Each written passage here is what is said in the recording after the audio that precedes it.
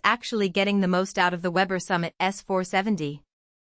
Who should walk away and keep their money for a simpler grill? And does the price make sense for the average backyard cook who just wants good burgers without a PhD in grilling?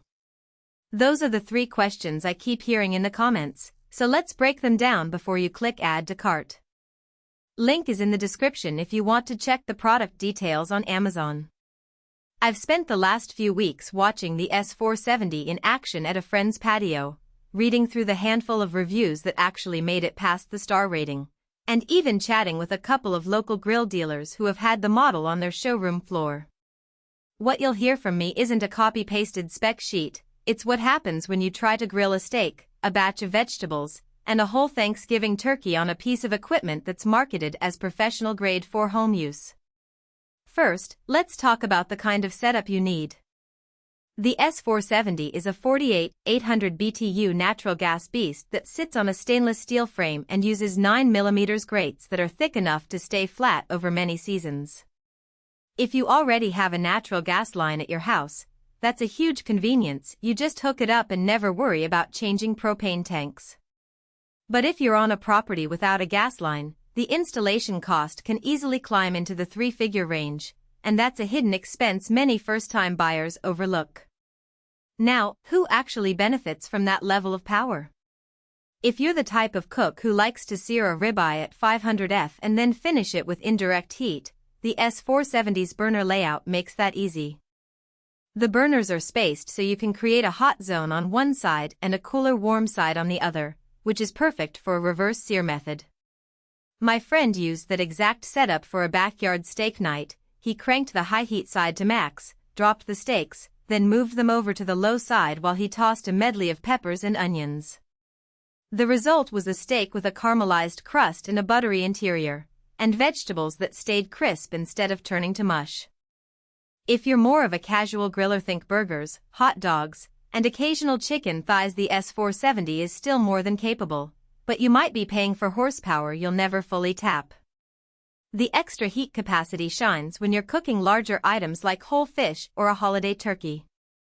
One of the owners I spoke to told me he could fit a 12-pound turkey on the grill, use the built-in rotisserie, and have it fully cooked in about 3 hours without any hot spots. That's a scenario most weekend grillers never encounter, but if you love to host big gatherings, the ability to handle that size of bird without an outdoor oven is a real advantage. On the flip side, the size of the cooking area, about 580 square inches, means you need a decent amount of patio real estate.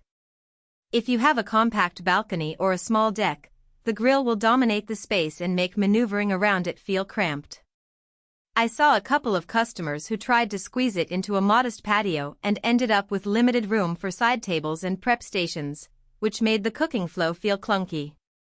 In those tighter setups, a smaller Weber model or even a high-quality propane grill could be a smarter fit. Let's move to the everyday usability factor. The S470 stainless steel grates are thick enough that they don't warp after repeated heating cycles, and the 9mm diameter gives you a nice sear line on steaks. The downside is cleaning. Because the grates are heavier, you need a sturdy brush and a little elbow grease to get rid of char after a long cooking session. If you're used to popping a grill grate into the dishwasher, you'll find this a bit more labor-intensive. The good news is the grease management system is fairly straightforward. There's a drip pan that slides out, and the stainless steel body doesn't rust, even after a season of rain exposure. Another practical concern is the control layout. Weber kept the knobs simple: high, medium, low, plus an igniter button, but there's no digital readout or built-in thermometer. That means you're still relying on an external meat probe or your own intuition to gauge temperature. For some, that's part of the fun. For others, especially those who appreciate a precise, app-linked temperature readout, it feels a bit old school. I've seen newer competitors bundle Bluetooth thermometers with their grills, and that's a feature that the S470 simply doesn't offer. So, who should walk away? If you're a first-time grill owner, live in an apartment, or only fire up the grill a couple of times a month, the Summit's price and footprint might be overkill. You'd likely be happier with a smaller Weber Genesis or a portable propane unit that gives you decent heat without the need for a